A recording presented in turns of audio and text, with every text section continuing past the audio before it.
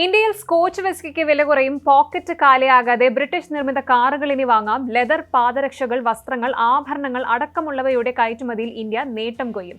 കേരളത്തിൽ നിന്ന് സുഗന്ധവ്യഞ്ജനങ്ങൾക്കും കയറ്റുമതിയിൽ ശുക്രദശ.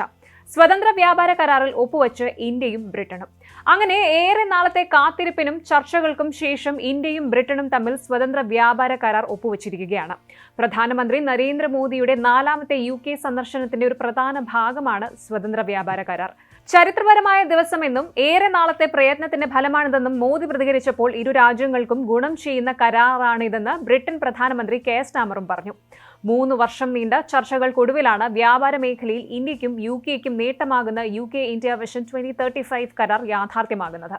കരാർ പ്രകാരം ഉഭയകക്ഷി വ്യാപാരം പ്രതിവർഷം 3400 കോടി വർദ്ധിക്കും. 2030ഓടെ UKയിലേക്കുള്ള ഇന്ത്യൻ കയറ്റുമതി ഇരട്ടിയാകുമെന്ന് പ്രതീക്ഷിക്കുന്നു. അതുപോലെ 2030ഓടെ ഇരു രാജ്യങ്ങളും തമ്മിലുള്ള വ്യാപാരം $120 ബില്യൺ എത്തിക്കുകയാണ് കരാറിന്റെ ലക്ഷ്യം.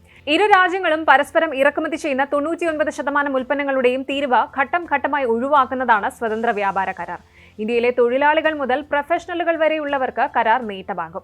തുണിത്തരങ്ങൾ, തുകൽ, രത്നങ്ങൾ, ആഭരണങ്ങൾ, ഓട്ടോ പാർട്സ്, എഞ്ചിനുകൾ, ഫർണിച്ചർ, സ്പോർട്സ് സാധനങ്ങൾ, രാസവസ്തുക്കൾ, യന്ത്രങ്ങൾ തുടങ്ങിയ പ്രധാന മേഖലകൾ ഇതിൽ ഉൾപ്പെടുന്നു.